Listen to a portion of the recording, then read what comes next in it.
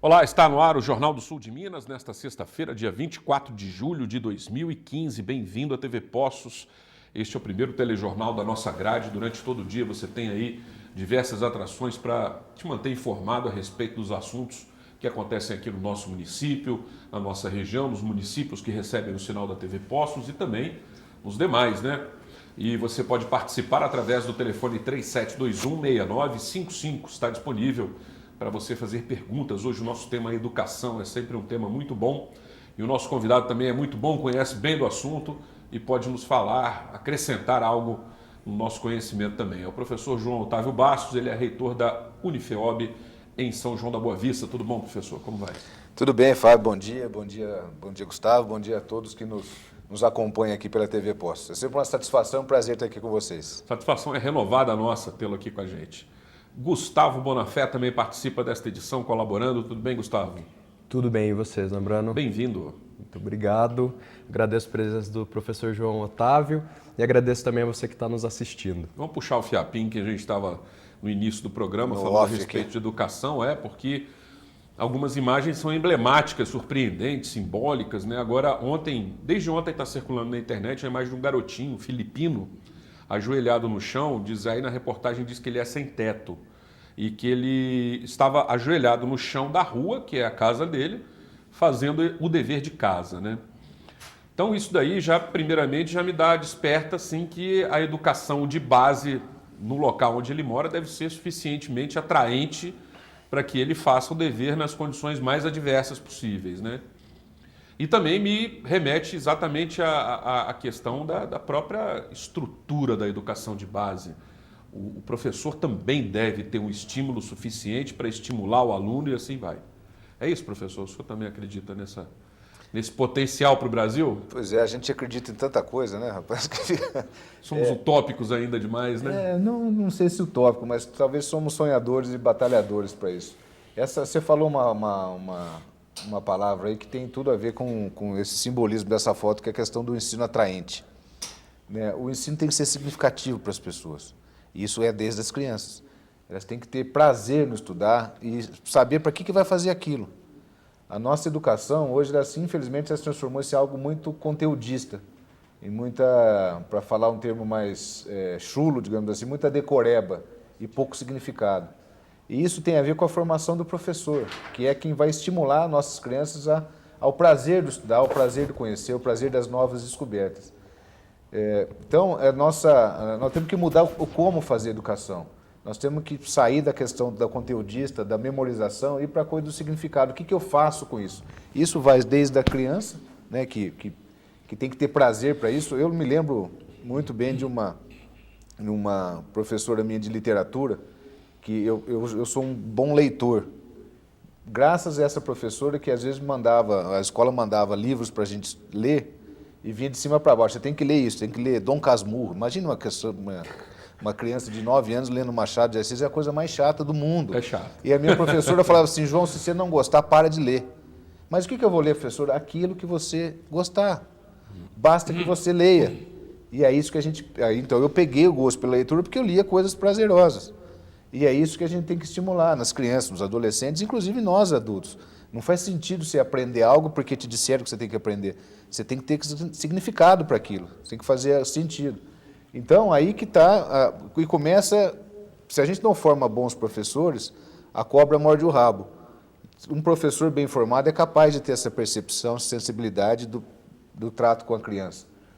Mas para eu ter bons professores e bons profissionais, eu preciso que essa profissão seja reconhecida. E mais do que isso, também seja bem remunerada, que são as duas coisas, o reconhecimento e a remuneração. Então, a nossa educação, ela não vai se fazer boa se tiver bons ou maus prédios. É bom que tenha boas instalações, é desejável que tenha isso. Mas antes disso, eu me recordo, Gustavo, de um grande educador chamado Zeferino Vaz, que foi o fundador da Unicamp, em Campinas. E ele falava assim, diz a lenda que a primeira aula inaugural do curso de medicina foi feita em cima de um caixote de maçã. E perguntavam para ele assim, o que é preciso para ter uma boa educação? E aí ele falava, são 3 coisas primordiais. Primeiro, neurônio. Em segundo lugar, neurônio. E em terceiro, neurônio. O resto a gente dá um jeito. Então, se tiver gente pensante, boa, o resto a gente faz. E aí isso é a nossa visão equivocada, de investir em prédio, de investir só em tecnologia e de não investir na formação dos professores de gente. Nas pessoas, né? Gente, é isso que faz a diferença. Sem dúvida nenhuma. Falei demais, né, Fábio? Não, tá bom, eu gosto. Agora, é possível o Brasil ser um país de alfabetizados? Em pouco tempo, um médio prazo? Se a gente entender que alfabetizado é quem sabe ler, quem é letrado, ou seja, sabe decodificar uma escrita, por exemplo, alguém que lê uma mensagem sabe que ali está escrito o nome dela, que está escrito o bairro dela, isso é possível e é relativamente fácil. Agora, quando a gente faz uma outra interpretação de que alfabetizado é alguém que tem autonomia intelectual, que saiba interpretar um texto, que saiba ter na rédea da sua vida o seu controle, e isso passa para além do letramento, que o letramento é eu saber ler e escrever, ponto. A outra, alfabetizado, é aquilo que eu interpreto um texto, que eu penso por minhas próprias pernas, ou seja, eu tenho autonomia elaborações, né? Exatamente. Aí é um passo que nós ainda estamos muito distante. Muito distante porque o nosso ensino está errado. Isso, é isso que eu queria chegar. Nosso ensino está essa questão centrada na questão do conteudismo, da memorização, do letramento, da obrigação. A gente continua fazendo provinhas. O que fazer para refazer o caminho? Pois é, essa é a grande pergunta. Eu acho que aí as instituições de ensino, e a gente lá da Unifeob tem participado muito com relação a isso, de um outro jeito de formar. Um outro jeito de formar. E aí é qualquer profissional, não é apenas da licenciatura, é baseado em habilidades e competências. É isso que vai fazer diferença na vida das pessoas. Para além do conteúdo da sua profissão, é claro que um engenheiro tem diferente formação de conteúdo do que um médico, do que um professor, do que um administrador, mas tem algo que perpassa que é comum a esses todos os profissionais, que são as suas habilidades, competências de conversar, de pensar, de trabalhar em equipe. Enfim, Gustavo, acho que é essa a diferença, você que trabalha com gente, né? Eu acho que é isso a contribuição que você pode fazer, um link muito interessante com a educação, né? Sim, acho que para mim faz todo sentido, toda a sua fala. Quando a gente fala de mudar a forma, né, de lidar com as coisas, eu sempre falo que a principal reforma que a gente tem que fazer não é uma reforma de estrutura, não é uma reforma de sistematização, é uma reforma humana. Né? Quando você traz a questão das competências, das habilidades, tem estudos que mostram, né, que para o seu sucesso ali, 85% é atitude e habilidade, né? 15% é conhecimento. Então, assim, lógico, é importantíssimo você investir no teórico, você saber o que está acontecendo no mundo para fazer as coisas, mas você tem que saber ter a atitude, o comportamento necessário na hora que vai para o emprego, na hora que lida ali com os colegas de sala, né? Eu sempre costumo dizer que às vezes você é contratado pelo conhecimento técnico, mas é demitido pelo conhecimento comportamental. Isso é um grande desafio nas empresas. Gustavo, você me permite o seguinte, eu já pela posição que eu ocupo, de administrador, de reitor, eu já contratei, já demiti várias pessoas. E faz parte do nosso papel de gestor. Em nenhuma entrevista de emprego eu perguntei o que o cara sabia a respeito do conteúdo dele. Porque, primeiro, que eu não sei de tudo, então eu não tenho nem condição de avaliar. Agora, a avaliação que eu quero fazer é quem é aquela pessoa. Perfeito. Com quem que eu estou conversando, quem quer trabalhar conosco, quais são os valores dele, o que ele pensa. É isso que importa. Sim. Porque o resto você aprende. Na verdade, você desaprende muito rápido, inclusive, porque a atualização do conteúdo hoje é tão rápida que quem está formando agora no ensino superior, aquilo que ele aprendeu no primeiro ano provavelmente não seja mais verdade, já está desatualizado. Mas algo que não muda, que são os nossos valores, nossa atitude, como é que a gente se porta perante o mundo, perante o outro. Perfeito. É isso que de fato importa para o mercado de trabalho. Porque, como eu disse, o resto se aprende. A informação hoje está muito democratizada. O Dr. Google aí, você acha informação para qualquer lado, né? Eu não preciso de muita gente para me dizer o conteúdo, mas eu preciso de gente para trabalhar comigo, para ir junto com o meu sonho, junto com nossos projetos, nossas metas. Que essa pessoa tem uma peneira também, né? Claro. Para garimpar essas informações, saber o que fica. Aí que está a autonomia intelectual. Exato, não é tudo que eu leio é verdade.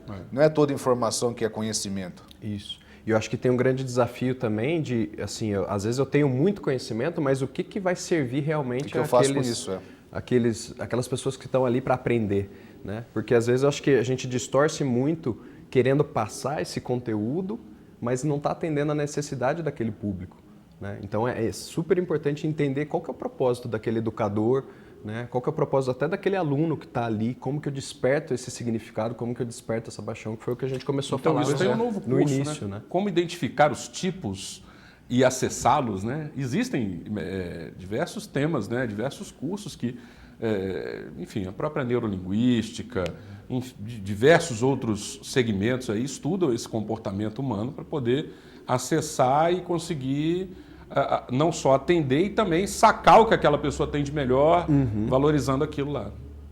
Esse é a pegada, né? Eu acho que é isso mesmo. A questão do professor, o grande papel do professor é isso que o Gustavo falou. Filtrar a informação e tentar mostrar para o aluno o que é relevante para ele e o que é interessante para ele. Eu volto a insistir nisso. Se não existir o prazer do aprendizado, o gosto do aprendizado, isso vale para criança, para adolescente, para adulto, fica sem sentido. Sim. Né? Fica parece um tempo jogado fora. Né? O que eu faço com isso? Então, eu acho que a grande revolução da educação, só para voltar na pergunta que no começo aqui na nossa conversa, é investir nisso. Não adianta, nós estávamos conversando aqui em off também, recentemente foi aprovado pelo Ministério da Educação. Era a próxima pergunta. Na hora que tiver o bloco, você me corta. Não, então, já pedi para perguntar. Vamos falar de educação. Foi aprovado agora novas diretrizes curriculares dos cursos de licenciatura, formação de professores, que tem baixa procura, porque a profissão tem baixa atratividade, embora o país precise muito de professores, muito. E nessas novas diretrizes, os cursos vão passar de 3 para 4 anos. O que eu acho, para mim, é um erro, porque não adianta eu fazer mais do mesmo. Não adianta eu aumentar um ano para aquilo que já está sendo feito. É como se a lógica se eu ficar mais tempo na escola, eu vou ser o melhor profissional. Vou aprender mais para ensinar mais. Isso não é verdade. Isso não é verdade. Nós estamos na contramão das coisas. Recentemente eu fiz uma visita técnica para a Europa para visitar e refazer um pouco dos meus conhecimentos no sistema educacional europeu. Lá é o seguinte, bacharelado 3 anos, em qualquer profissão. Você estuda 3 anos, depois mais 2 de mestrado e mais 3 de doutorado. Em 8 anos você fez uma graduação, mestrado e doutorado, para aqueles que querem seguir carreira acadêmica. Quem não quiser, em 5 anos, 3 de bacharelado, mais 2 de mestrado e acabou, o cara está na profissão. Aqui a gente fica aumentando o número de escola, o número de anos num curso. Olha que eu sou gestor de uma instituição de ensino, podia estar falando, não, tem que fazer mais, tem que ficar mais dentro da faculdade. Vamos estender a grade curricular. Mentira isso. A gente está tentando fazer um bom uso daquilo que nós temos, mas não precisa ter mais. A gente tem muito tempo, é que a gente desperdiça demais, com memorização, com coisas que você nunca mais vai ver na vida. Tem coisa que eu aprendi na faculdade que eu nunca usei, nunca vou usar, não fez o menor sentido para mim aprender aqui. Aprender não, decorar aquilo. Que quando você aprende, você incorpora. Quando você decora, você esquece. Então, essa que o governo está falando, eu estava comentando aqui, uma metáfora, é como se estivesse numa estrada e você percebe que você está na direção errada e aí você acelera o carro para ver se chegou. E a gente faz isso mesmo, acho que eu estou errado, acelera aí que eu acho que eu estou errado. Para, volta, pega outro caminho. É isso que a gente devia fazer na educação. Para isso você precisa de vontade, a gente precisa de dinheiro, porque também essa questão não é dinheiro para construir coisas, é dinheiro para remunerar, contratar e valorizar a profissão. É isso que precisa. Investir em gente. Pois é, se eu tiver uma cadeira mais ou menos, se tiver um baita professor, eu tenho um bom ensino. Se eu tiver uma cadeira estofada, de última geração, um professor medíocre, eu não tenho ensino. Então, acho que é isso. Esse é o ponto crucial da nossa história. Os países que fizeram a reforma educacional começaram com a valorização do professor e não com a construção de escolas modernas. E volta para o tema do Japão também, né? Do cara fazer a reverência ao professor, né? É verdade. E isso é verdade mesmo. É um símbolo, né? Um icônico assim, mas é realmente a pura verdade. A gente vai fazer o primeiro intervalo desta edição do Jornal do Sul de Minas. Se você quiser participar também, falando a respeito de educação, 3721-6955. Na rede social, o endereço facebook.com/Jornal do Sul de Minas está disponível para a sua participação e também, evidentemente, você pode assistir os programas das edições anteriores lá. Voltaremos em instantes.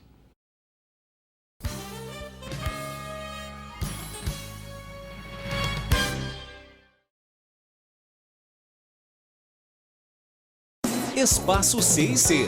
Festas de casamentos, aniversários, confraternização e eventos em geral. Trabalhamos com pacotes completos desde a decoração, salgados, bolos e doces. E o melhor, tudo feito com muito carinho e dedicação por uma família empenhada a fazer desse momento perfeito e inesquecível.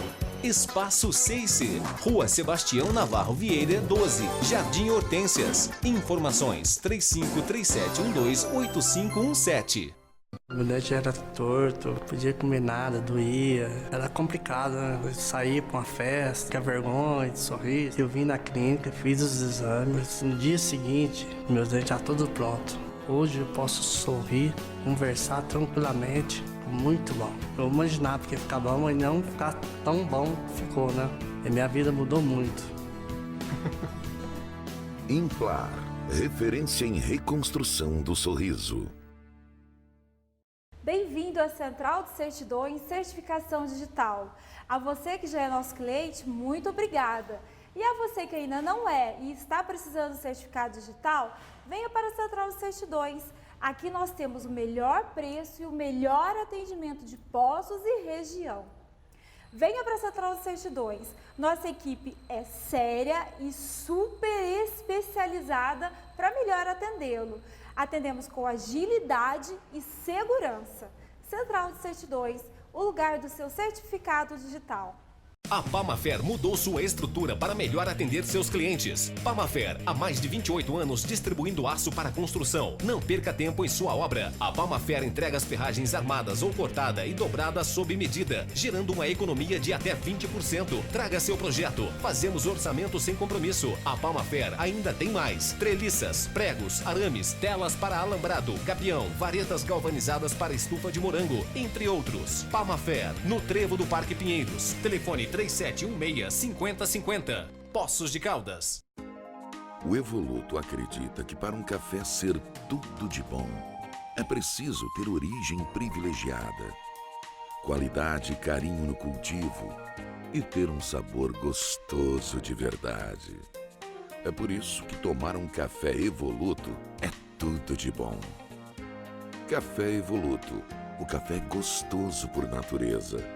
Acesse caféevoluto.com.br e saiba mais. Expofica 2015, o maior evento da indústria e do comércio de Andradas. Lançamentos, promoções, praça de alimentação, de 17 a 26 de julho no Pavilhão do Vinho, em Andradas. Faça parte dessa história. Venha para Expofica 2015.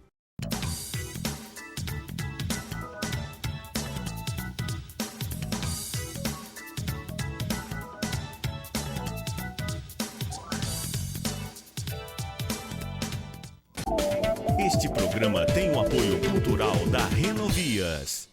Você sofre com o nariz entupido por conta de alergia, tempo seco, poluição e ar-condicionado? Faça como milhares de pessoas que aliviaram todos estes sintomas com o uso diário do Lota. Melhore sua qualidade de vida e respire mais. Conheça o Lota Higienizador Nasal e veja o que ele pode fazer por você. Informações e compras online no endereço lota.com.br. O patrimônio mais importante de uma empresa são seus funcionários. Prontinho. Mas foi só um arranhãozinho. Principalmente se for uma pequena empresa, assim como a minha. Olha o colesterol. Quando um falta, é um Deus nos acuda. Mas tá calor. Existe uma maneira muito melhor de cuidar da saúde de sua equipe. A partir de 3 pessoas, sua empresa pode ter um plano empresarial Unimed. Solicite uma visita. Unimed. Cuidar de você. Esse é o plano.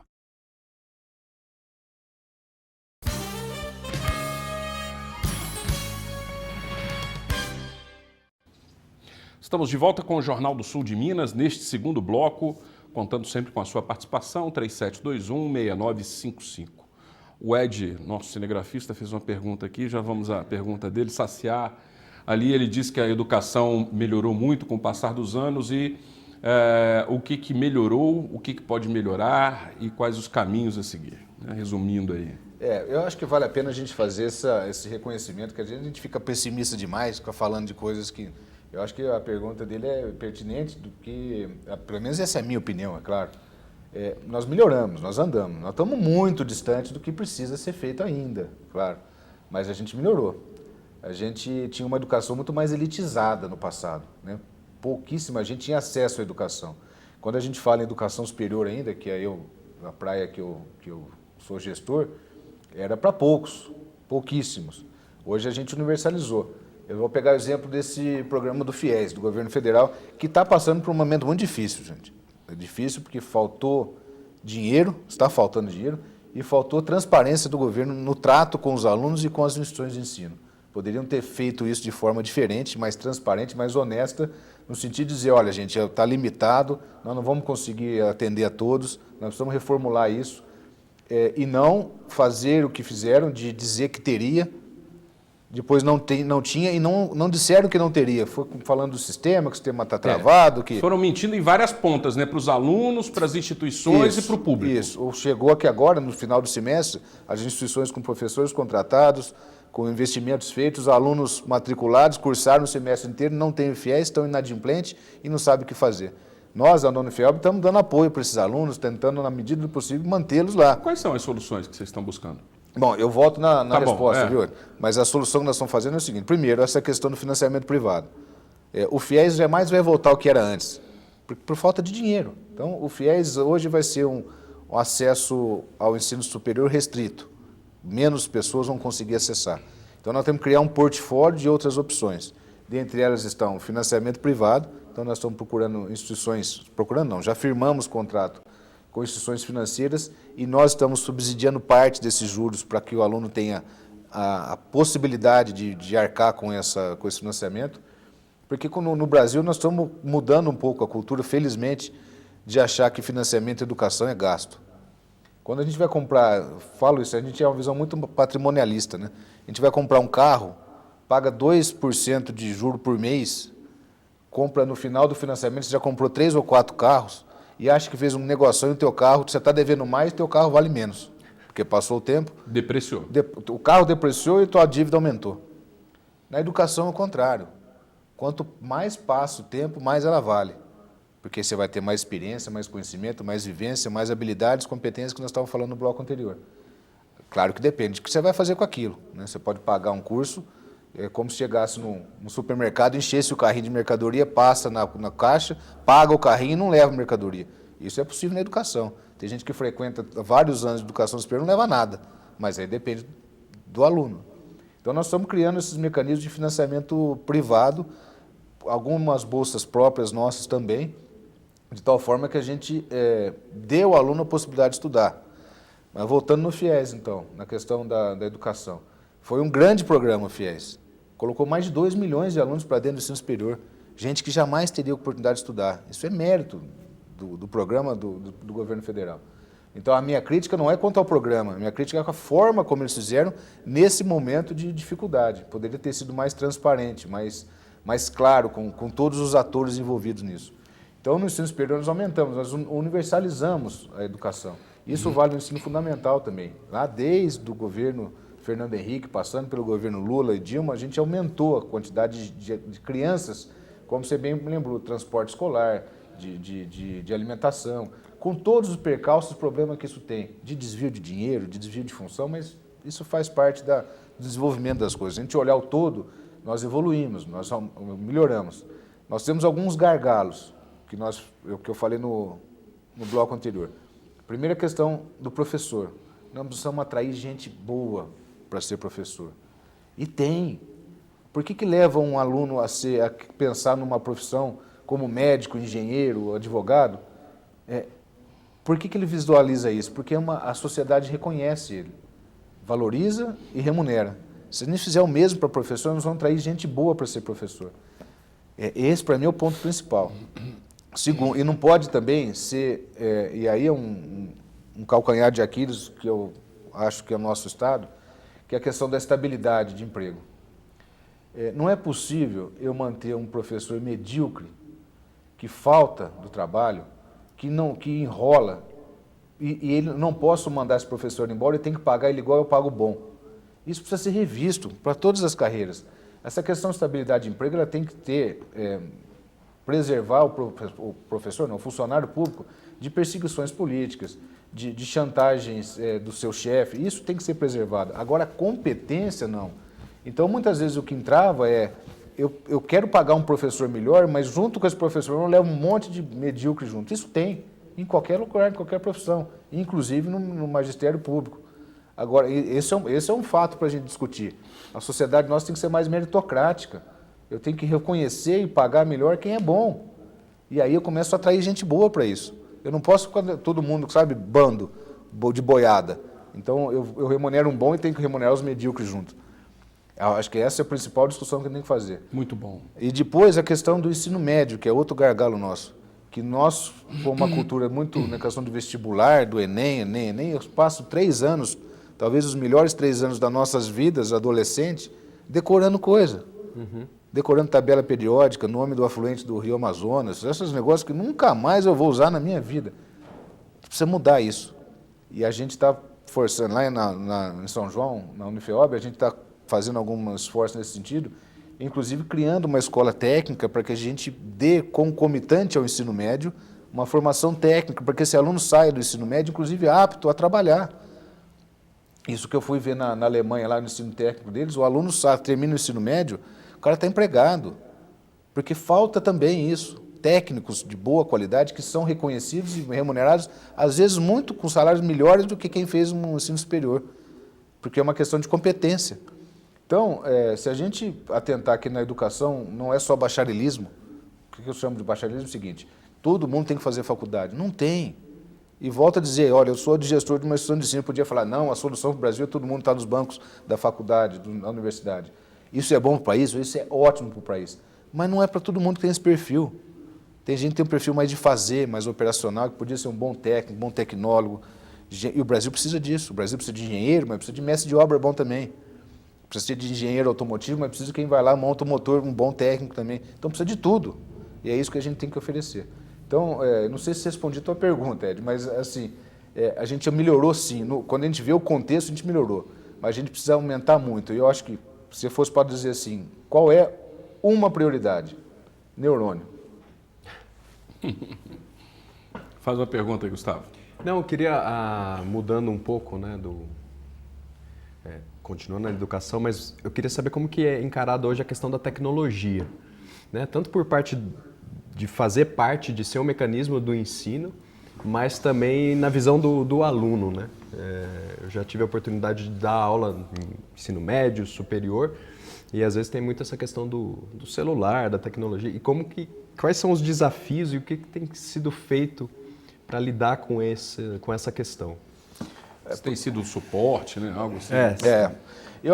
Tem algumas... Nós temos um conflito, né? Conflito de geração.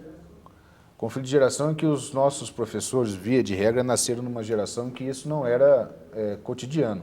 Nós estamos entrando numa geração em que são os nativos digitais. Né? Então, eu tenho uma filha de 11 anos e ela tem uma desenvoltura nas ferramentas digitais muito maior que a minha. Infinitamente maior. Então, a tecnologia é aliada.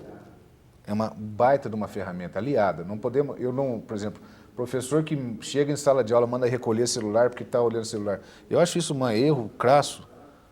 Deixa o cara olhar o celular. É lá que está a informação, mais do que tua. Você tem alguma dúvida que num celular, num smartphone, hoje tem muito mais informação do que qualquer biblioteca do mundo? E ainda mais em uma pessoa só. É impossível competir. Tem que ensinar o cara a ter a peneira. O professor tem que ser bom para fazer o seguinte, como é que eu ponho nesse garoto filtro para saber o que olhar, filtro para saber o que é interessante e filtro para saber de uma informação transformar em conhecimento útil para ele. Esse é o papel do professor. Agora, o que existe, no meu modo de ver, é um mau aproveitamento da tecnologia. O que eu quero dizer com isso? As pessoas, e aí é uma futilização do uso. A gente fez uma pesquisa, no Brasil tem uma pesquisa que diz que o brasileiro é um dos cidadãos que mais passa tempo conectado. Só que quase que a maioria do tempo é em rede social.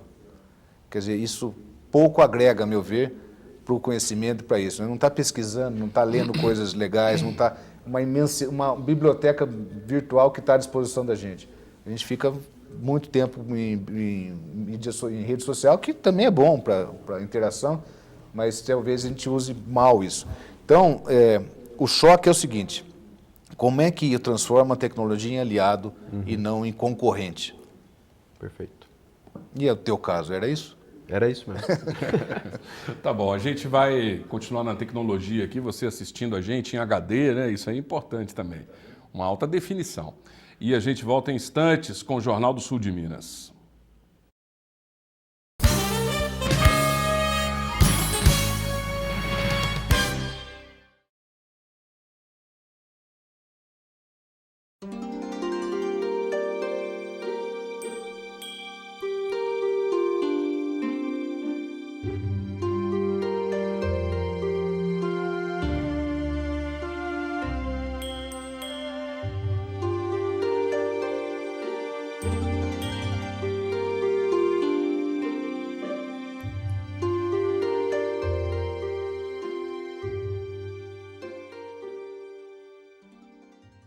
Em julho, a Carneiro não dá férias para o preço baixo e preparou grandes ofertas em pisos e revestimentos a partir de R$ 9,99 um metro quadrado. É muito barato, R$ 9,99 um metro quadrado. E tem mais, porcelanato Porto Ferreira 53 por 53 por apenas R$ 28,99 um metro quadrado. Ducha Lorenzetti Advanced multitemperaturas, só R$ 86,90. Aparador de grama Tramontina, apenas R$ 199. Preço à vista parcelado em até 5 vezes no cartão e 10 vezes no crediário. Aceitamos Construcard. Carneiro, Casa e Construção. A Coopama tem muita história para contar. Os frutos desta história colhemos agora. A Coopama hoje é grande e cobre o sul de Minas com a marca do progresso e reconhecimento junto aos principais órgãos de cooperativismo nacional. Nosso caminho foi marcado com trabalho e dedicação.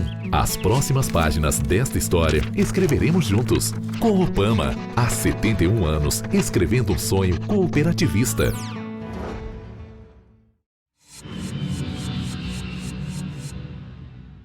A Multiplice está há 20 anos no mercado, desenvolvendo a melhor solução em sistemas para a sua empresa, com uma infraestrutura que garante o melhor suporte, o melhor treinamento e a perfeita funcionalidade do seu sistema. Contamos com uma equipe altamente capacitada para melhor atendê-lo. Utilize os nossos sistemas e faça uma excelente gestão de sua empresa. Faça-nos uma visita. Multiplice Soluções em Sistemas. Rua Barros Cobra 581, telefone 3697-0550.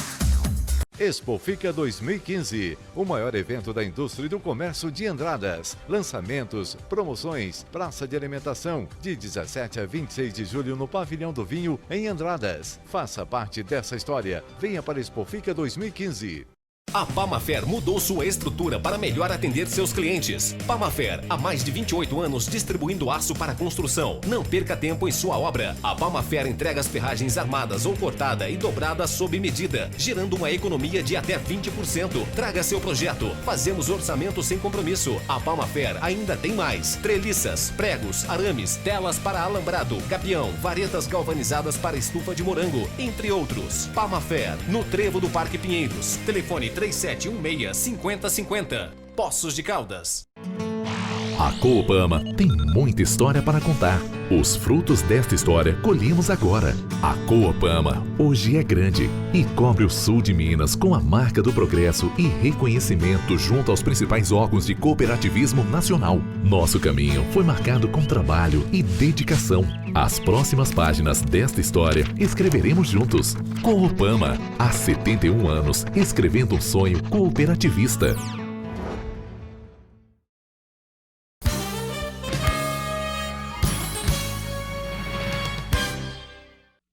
Estamos de volta nesse terceiro bloco, hoje entrevistando João Otávio Bastos, professor reitor da Unifeob de São João da Boa Vista, também com a participação, a presença sempre muito boa para nós, do Gustavo Bonafé.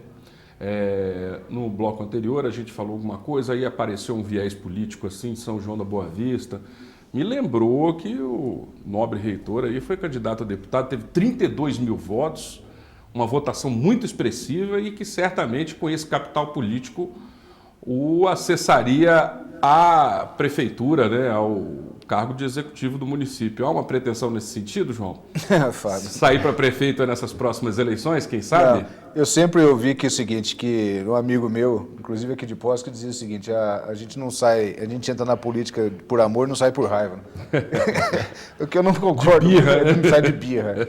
Mas não, eu tenho outros projetos para. Eu acho que esse capital eleitoral que eu muito honradamente recebi da população do estado de São Paulo me dá voz para fazer outras coisas, inclusive na questão da educação. Eu tenho outros planos, eu acho que a gente pode ajudar demais, não só a Prefeitura de São João, mas os prefeitos da região inteira, fazendo o que eu faço. Eu acho que eu faço muito bem para a sociedade. Eu acho que esse papel meu no momento agora é que eu pretendo dedicar cada vez mais, de levar a oportunidade para esses jovens todos. Então, a carreira política, por hora, deixa ela em stand-by. Você tem uma predileção assim pelo legislativo, talvez? Eu acho que essa questão do planejamento, e eu acho que o legislativo, inclusive, precisa ser mais fortalecido. Né? Verdade. Os poderes precisam ser mais igualitários. Não pode ser... Em cidade pequena, inclusive, a gente vê os vereadores como sendo um empregado do prefeito. Né? É uma distorção do que isso. Eu acho que a gente começa a mudar um pouco essa questão da importância dos 3 poderes. Né? Vamos para frente, rapidinho. Vai lá. Então, a pergunta que eu tenho, eu tive um caso na minha graduação que eu resolvi trancar a faculdade por um tempo para viver uma experiência de voluntariado, trabalhar com projetos sociais, tanto no Brasil quanto fora. E quando eu tomei essa decisão e fui informar professores, né, gestores, eu lembro claramente que eu fui chamar de burro, né? E não me intimidei com aquilo e fui para frente. Então, minha pergunta é como que as instituições podem estimular a questão do extracurricular, que para mim teve uma grande importância, somada ao conhecimento que a faculdade me deu, esse trabalho social, trabalho de voluntariado, formou a minha carreira, trouxe propósito para o meu trabalho. Definiu a sua atividade profissional. Definiu minha atividade profissional e definiu até muito do meu caráter, né? Então, eu queria saber como que é isso. Eu acho que eu estava falando no primeiro bloco, essa questão das habilidades e competências, isso é fundamental. E a gente estimula bastante isso, a gente está reformulando todos os nossos currículos de tal forma, e isso passa pela mudança da avaliação. Você pegar aqueles modelos mais tradicionais, em que o aluno ficava decorando, senta na primeira carteira da classe e tira 10 em tudo, via de regra ele vai ser um profissional mediano para baixo. Então, o que a gente estimula é essa convivência, é pôr a cara para bater, é fazer coisas na sociedade, e nós estamos mandando bastante isso. Eu me lembrei de um exemplo, agora, recente, nós estamos fortemente engajados na questão das ciências agrárias. Então, nós estamos formando grupos de estudo, inclusive aqui em Poços, para que a gente possa explorar essa nossa diversidade topográfica e climática da região. Por que eu estou falando isso? É porque é fora do banco escolar que eles vêm aqui visitar produtor, fazer reuniões de extensão, levar o conhecimento para o homem do campo e, ao contrário, levar as necessidades do homem do campo para dentro da escola, onde pode ser debatido, resolvido e fazer esse ciclo virtuoso entre academia e produção. Então, você só se faz isso se você vive. Uhum. Não adianta você fazer isso apenas nos livros. Você tem que viver. Porque essa é a vida, né? A vida, o mundo real é diferente do mundo teórico. Então, a gente estimula bastante isso, valoriza isso, e isso faz parte da avaliação global. O aluno hoje lá no FIOB não é reprovado porque ele tirou 0,5 a menos do que ele precisava em determinada matéria. Ele é avaliado o seguinte: se ele não tem condição de ir para frente, ele tem condição de seguir no curso, e vai ser um bom profissional, é isso que a gente avalia. Não fica gabaritinho, você esqueceu de colocar uma vírgula aqui, então se ficou 0,01 a menos, você não vai ter que fazer DP. Que é um absurdo isso, né? Absurdo a inteligência, inclusive, dos professores. Vamos saber mais da Unifeob. Vem aí mais um processo seletivo, agora no meio do ano, e também atividades relativas aí à pós-graduação, né, professor? Nosso momento jabá, né? Isso. Não, eu acho importante levar essa informação. É o que fica mais fresquinho. Não, mas levar essa informação.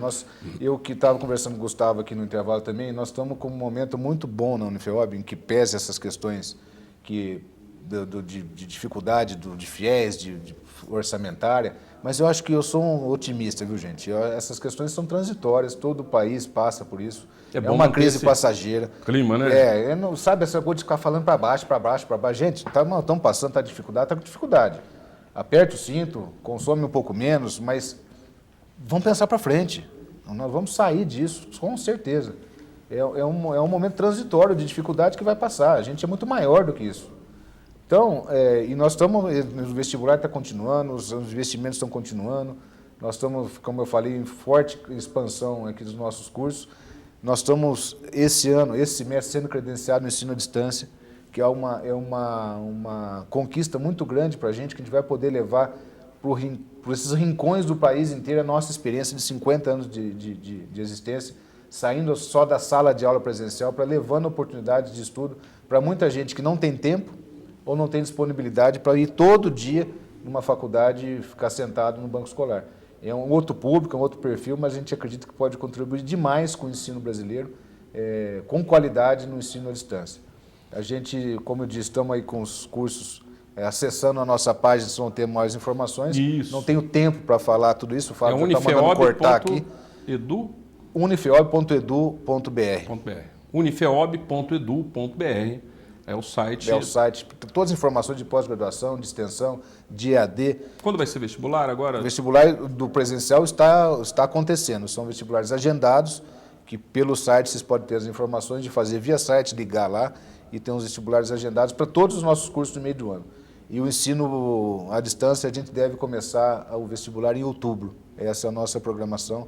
E a pós-graduação também começa os módulos agora, e são módulos independentes. Não precisa ter feito o anterior para fazer o próximo. Você pode, é um ciclo deixar contínuo. para frente. Você pode fazer esse que você perdeu para frente. Legal. Então, isso é entrada a qualquer momento. É um total flex da educação aí que permite o acesso. É porque não tem a decoreba, entendeu? Por isso que pode fazer isso. Eu acho muito bom esse sistema. Professor, eu agradeço imensamente a sua presença, a disponibilidade de nos atender essa semana, vir aqui, esse papo que e esse conhecimento é sempre muito bom para todos nós, faz a gente crescer na compreensão também. Grato aí pela presença. Obrigado, eu que agradeço, Fábio, a companhia do Gustavo, de todos que nos acompanharam até agora. Legal.